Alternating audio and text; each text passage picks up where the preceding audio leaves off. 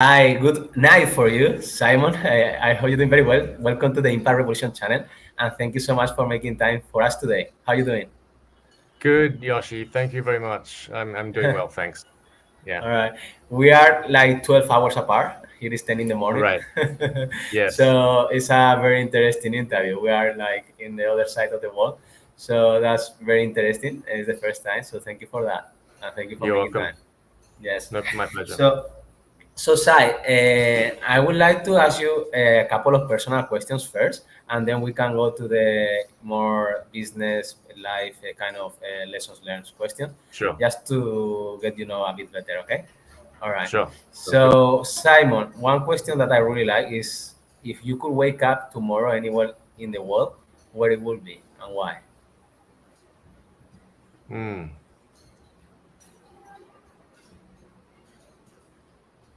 Um, it's a really good question. You know, I'd probably say years ago I would have probably might have said somewhere like France, for Okay. example. But in the last few years, I think it's taken a while for this to sort of catch up because I've been in Asia for many years now. It's Yes. somewhere probably in Asia, and I've just got back from Hokkaido. I've been in Hokkaido for over the winter, Nice.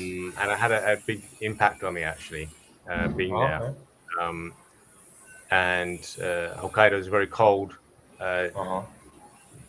over the winter. Lots of snow. I was actually in a resort. So I don't know if I would say that would be probably one place would be there. Maybe going Okay. back to Hokkaido, waking up in Hokkaido. As much as I love Tokyo and Uh I've huh. come to enjoy Tokyo, Uh huh. um, this was a bit of a life-changing moment for me over the last few Okay. months. Spending some time in Hokkaido, doing some projects. So yeah, All right. maybe Uh, that's probably say Hokkaido. Yeah. yeah, that's interesting. You know, I've been there as well. What wondering what made you feel this connection, or what made you feel this way there? I spent a lot of time working with some entrepreneurs up there. So they're Oh, okay. involved in many different aspects of the resort business at Okay. Niseko, which is Niseko is particularly renowned for its powder snow. Okay. And so I've been working with some property management people and hospitality people. And then I just met a whole range of people from all different aspects who've been there for Okay. many years. Actually, they've been living in Japan as long as I've been living in Japan, but they've spent their pretty much entire time, 10, Uh huh. 15 years in Niseko, Okay. building their businesses. And it's like I've been looking for these people for many years, but didn't know where they were. Because these types of people don't exist in Tokyo. Tokyo Oh, is a very different place. So uh, getting to meet these interesting. people and then talking with them, and that was a really life-changing experience for me, actually. All right. Yeah. Very good. Very Yeah. beautiful. Nice. Okay. Glad to hear that. Thank you for sharing that side. What the next question will be? What was so far your happiest moment in your life, or what is the first thing that comes to your mind? Yeah, I'd probably have to say, I have two children, so Okay. I think most people say when their children are born that it's the happiest Yes. time. I didn't think that was necessarily the case for me. I think it was a bit of a stressful time, Okay. and sometimes it takes a while.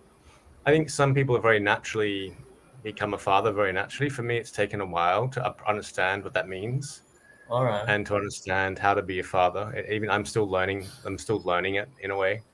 All right. But now Interesting. after good, my oldest son is 16. Okay. So finally, after 16 years, and when you can look back at photographs or look back at memories from that time, you can sort of see how far you've come along the journey. And it's Hmm. now that only now I begin to realize what's happened and what I've been, the journey I've gone on with them.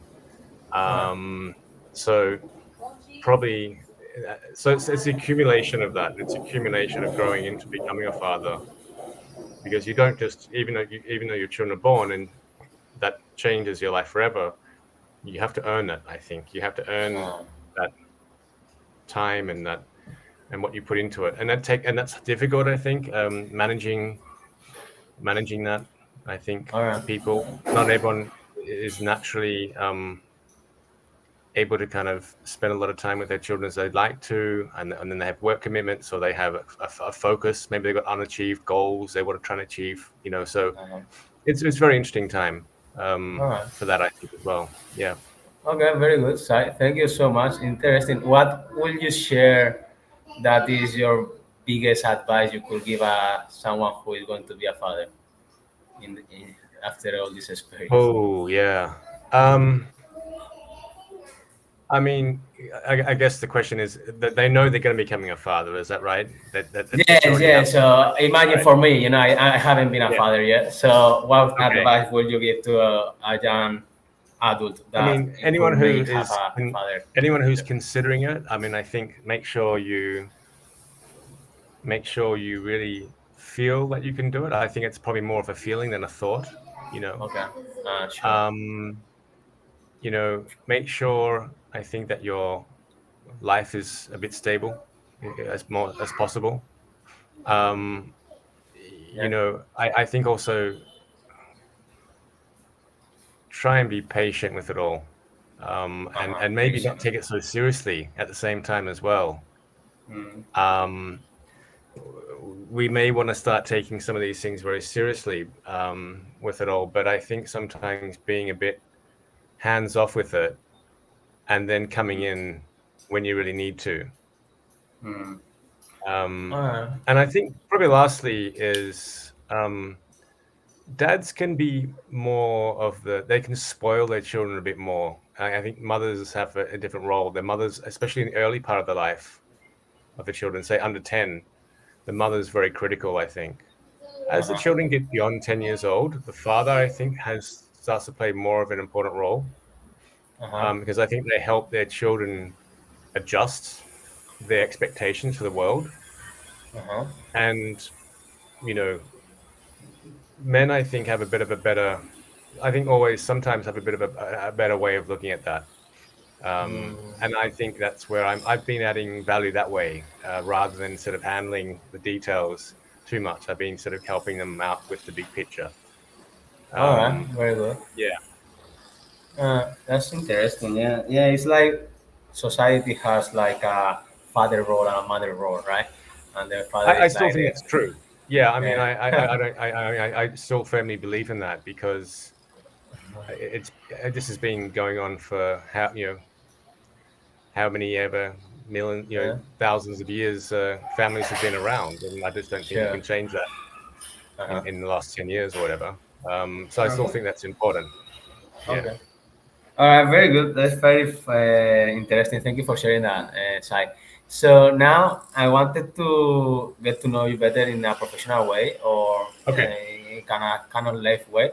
So if I was asking you to think about someone who really admires you and who really respects you, okay, and highly and knows you very well, okay, how that person will define who is Simon Clancy. Um, there was one. Maybe I can share a little story. Okay, Um, there that's was great. in my sort of last corporate job.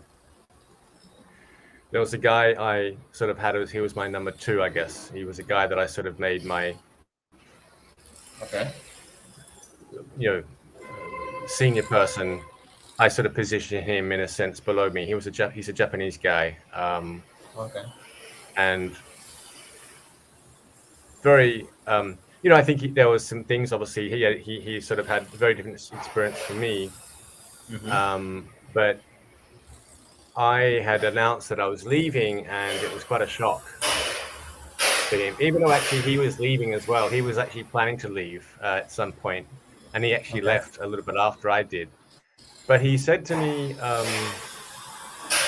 that I was the only one in the company that had any vision, and Okay. I guess I guess that was a compliment to me. I guess because I think that's kind of quite a fair comment. Okay. Um, it might have been a bit of a critique on maybe the current management. Um, Uh-huh. but I think that was what I was there for too. And I'm actually a person that will come in and can be at times when I need to be disruptive to make change happen. And Okay. sometimes not everyone is going to agree with that or like that. But if I've been given a brief to do that, or if that definitely that's where things are heading, um, I think there's a way of saying it and not saying it. But Hmm. um, And I um, suppose you left that company because that vision or that change was not allowed or was not I accepted or something like that. Could be. I think it was one of those situations where it was look at what people do, not what they say. Mm. Um, and Okay. I think the intent of it was actually to be very fair, the change that I inhibited that I bought was probably enough, and I don't even think that was sustainable. What I meant by that is once the changes I had bought in, and even if I had stepped back, it started becoming a vacuum again. Mm. Okay. So it tells me that perhaps the business wasn't sorted out with its right client match. The clients weren't matching up properly. Mm. There's a lot of issues, and I think it was part of a holding company as well.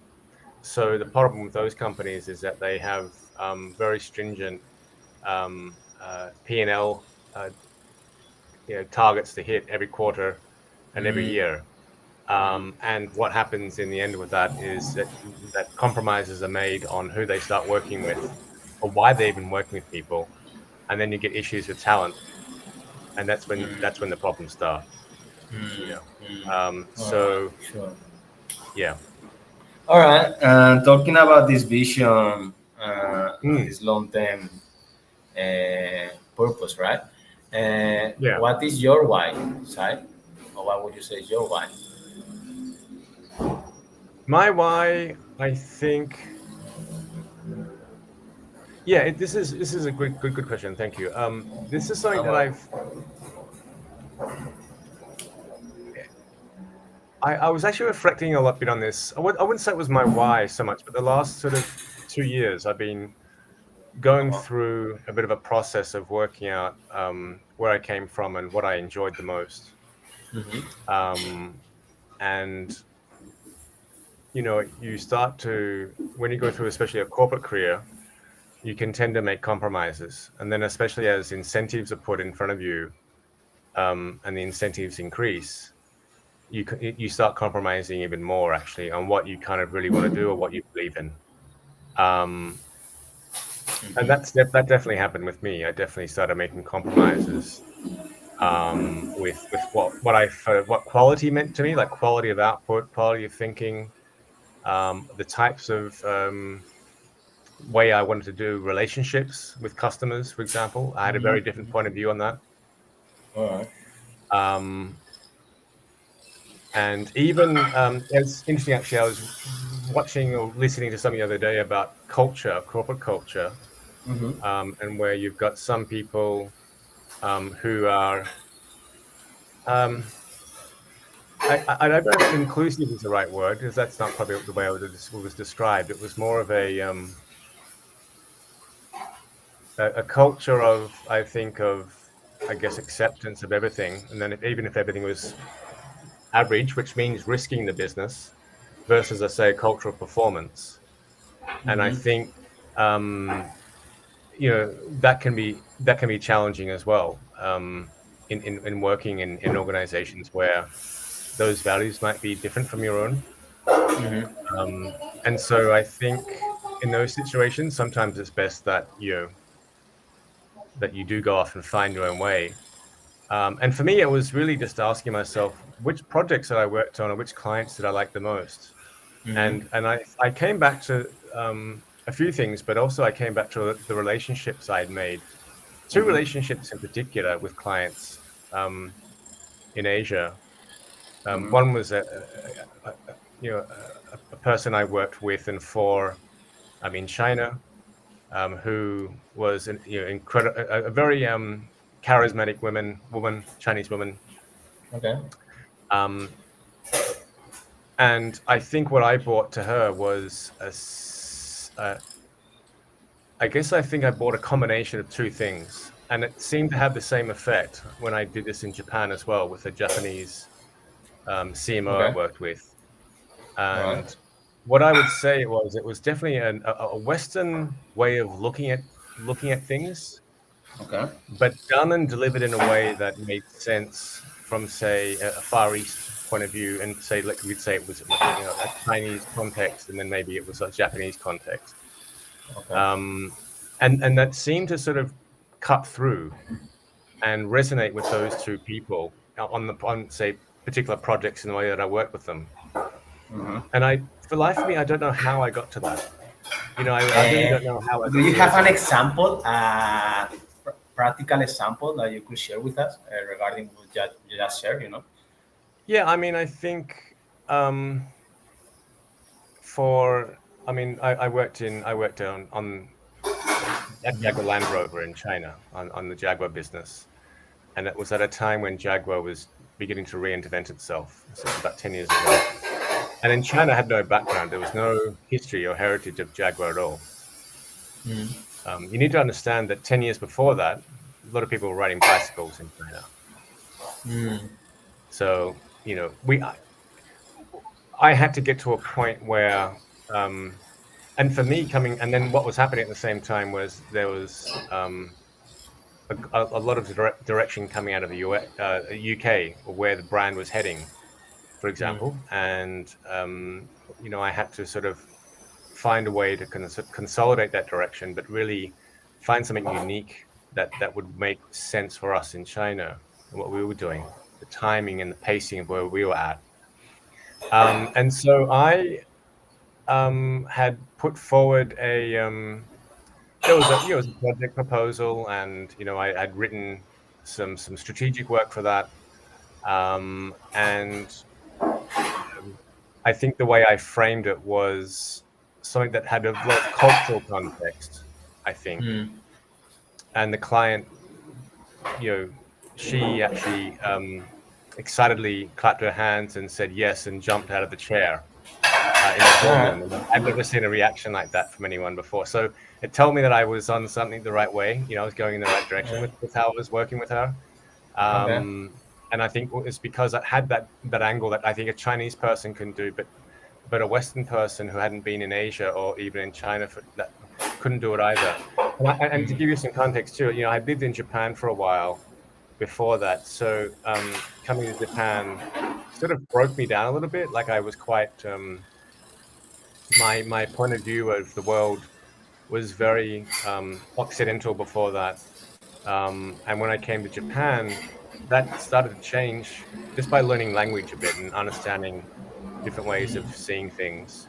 Not that I began to accept it straight away. I didn't. I kind of pushed back a lot. There was a lot of resistance still.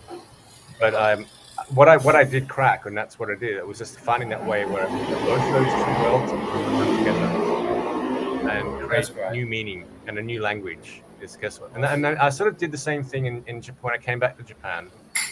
And it does help though. You need to have the right type of client who also sees the world that way as well. All And right. it has to be the right situation, the right context, the right brand, the right timing. But when those things line up, you can really place something in there, and it can have a big impact. Um, All right. yeah, All right. Thank you, Sai. Very interesting what you shared. So now, in few words, what would you say is your why? After all these experiences, and because you talk about yeah. relationships, you talk about what you enjoy the most or who you I enjoy the think most working with, right? Hmm. I think my why comes back to helping visionaries um, Mm-hmm. bring what they want to do to the market, to the marketplace. Um, and what I'm quite strong at is whether that is if they've got a business idea or if they've got a particular challenge, and they're visionary about it. If someone, I mean, sure, I could always help someone um, who just wants to execute something, but I don't Uh-huh. really think I have any true value in there. I think they can always find someone to do that. Um, Okay. I'm actually quite good at also helping someone take what they've done and take it further. And I've done Okay. that recently also with a person who I'm quite close with on a socially, and quite close with this person, and we got together and started articulating a hospitality concept that he couldn't take. He actually had some of the ideas, but working with me, we took it even a step further, adding new richness to it. And so I think this person has a vision, but I've helped articulate that vision, and I've added my vision to it too. Uh-huh. And so this idea of vision, and it comes back to a bit when someone, my former colleague said that to me when I left the company. It started sticking with me a bit, but it's taken many years for this to sort of work and make sense. I didn't really understand what it meant beforehand, Mm-hmm. um, but I've always come into something and um, have tried to do look at old problems in new ways. Mm. That doesn't mean I'm saying that I'm being inventive or an inventor. Or, no, I'm not at all. I'm not that inventive. I'm not that creative. But I definitely have an ability to kind of look at a problem in a new way and find a way then to kind of bring it to life. And then I need good people to come and help me execute that too. Of course, yeah. That's Yeah, very interesting, because you talk about vision and then you talk about the articulating this vision in the strategic way to be yeah, actionable, right? So it's I yeah. understood it well. Uh, in that sense, because there is a lot of people with great ideas, right? But they have or they struggle with this execution part or the strategic part that will get them to achieve this vision or this goal. And having that in mind, what is your main life lessons or business lessons learned or regarding this to make that strategy or that action plan, let's say, Mm. more accurate or stronger or effective? Yeah. I was listening to a podcast, I think, the other day. Um, Okay. From who? I've been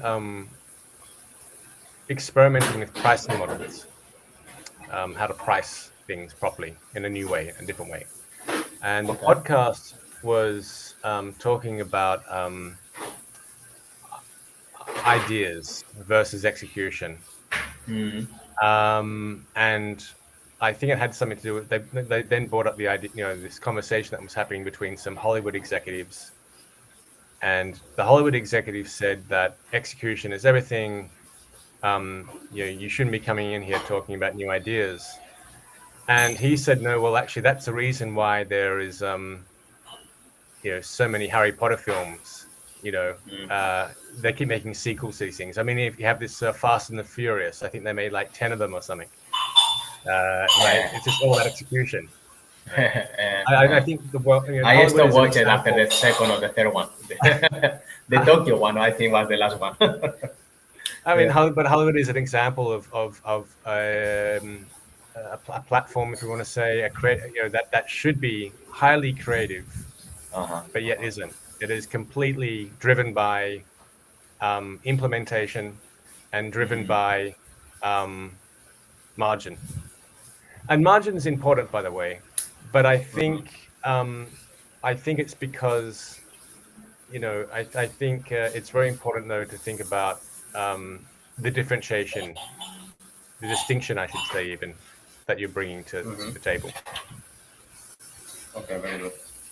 Differentiation, right? Actually, I'd say distinction is more important because being different doesn't necessarily mean you're being relevant. You know what I mean? Mm-hmm. The distinction, being Uh-huh. distinctive, means that you stand out and you have something that you can only you can own. Okay. And I think that's an important point too. Is once you find that distinction, um, you can own it. You can start to own it. So I mean, for a while there, I was exploring ideas of actually leaving Asia altogether. But it took me. It wasn't until I started looking around and I sort of, hang on, I've got something quite unique here. People actually started coming to me to know more about Asia. Like they were actually seeking me out to know more, to learn more. And that's when I realized, hang on, I've got actually a lot of value to have here. And so people in the US now have come to me specifically for this knowledge. and my experiences. And as I said, I've spent 4 years in China. I lived in two cities in China, and I traveled extensively in China. And I did the same when I lived in Singapore.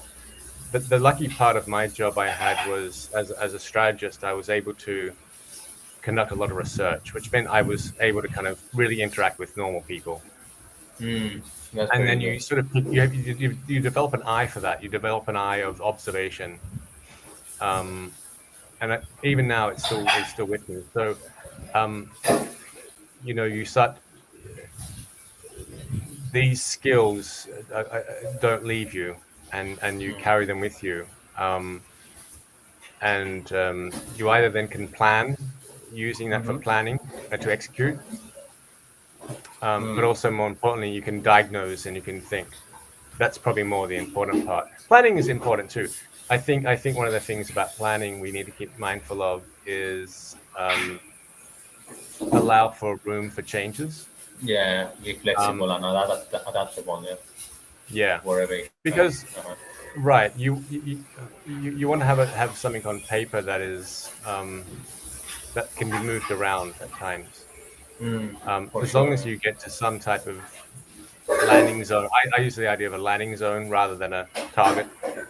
Mm, And you've got to make sure. I think this is the other thing too.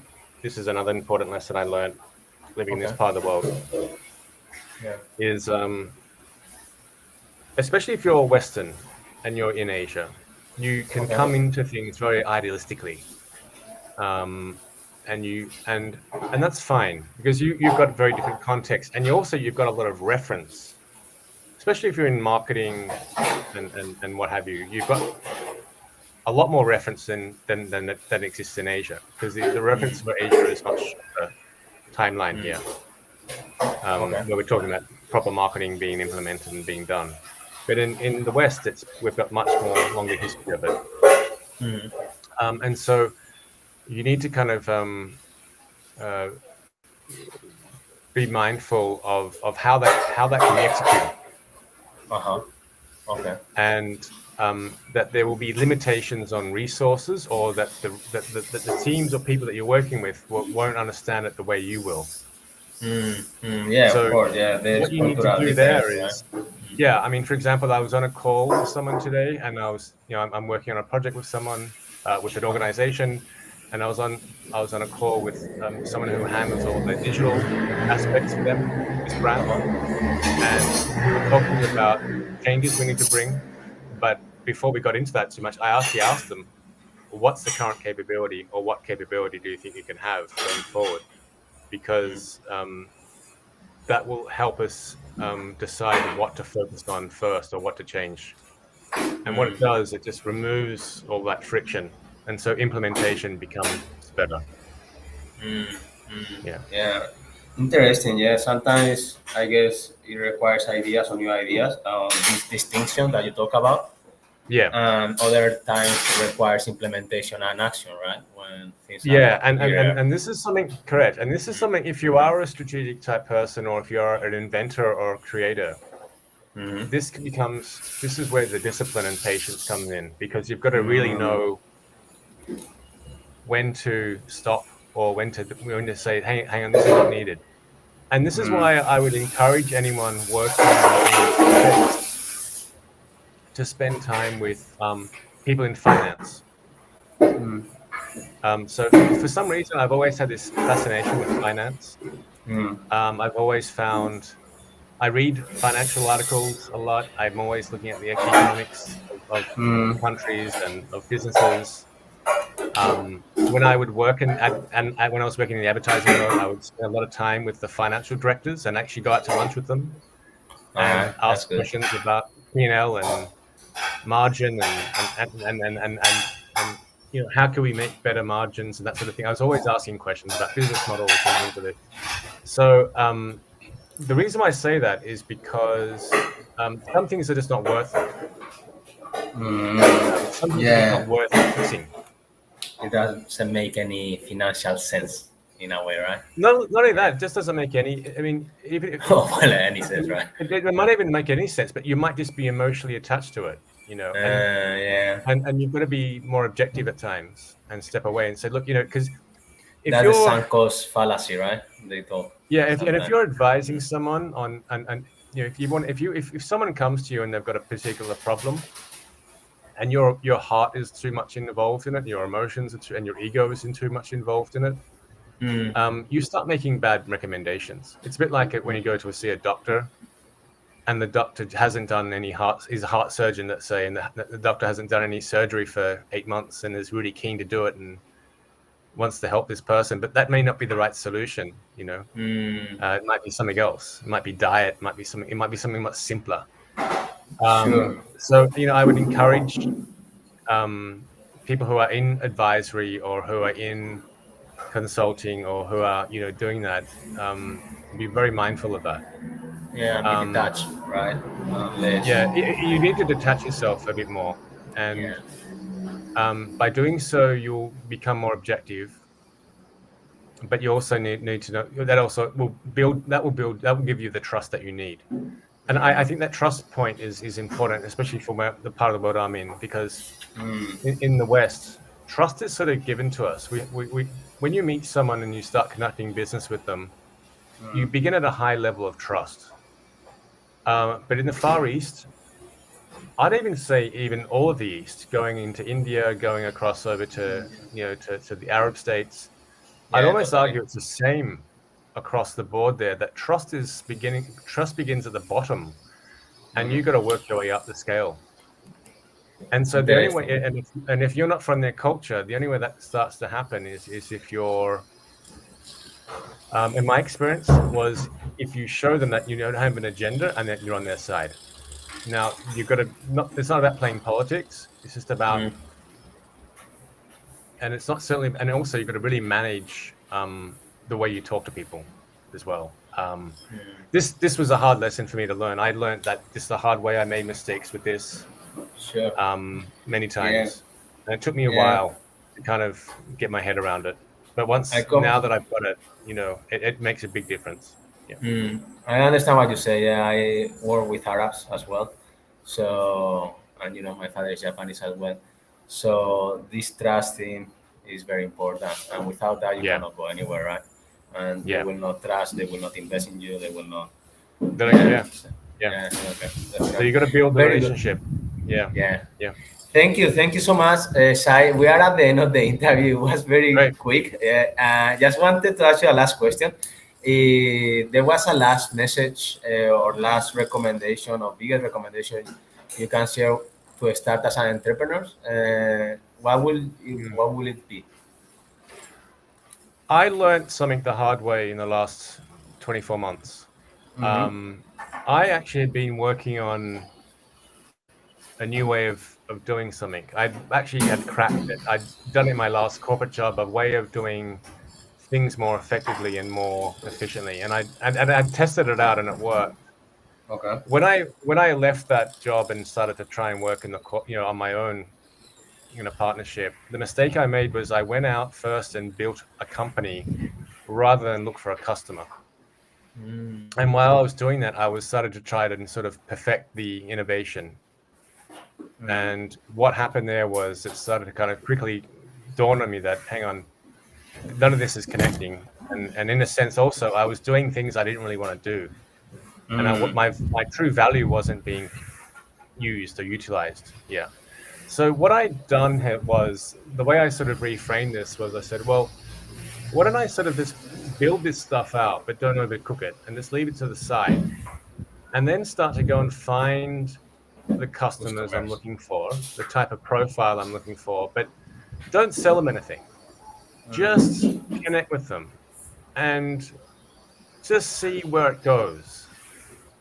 And then luckily, with a bit of luck, and I went out of my way, and some things happened, and then it sort of started to kick off. Now, what I'm doing now, some people call this product to market fit. I think that's a bit of a binary way of looking at it. My suggestion would be is that this is really like a positioning. You're really trying to position what you're doing, mm, and that is more important than product to market fit because products can always be changed. That's a very engineering way of looking at it, and I understand that.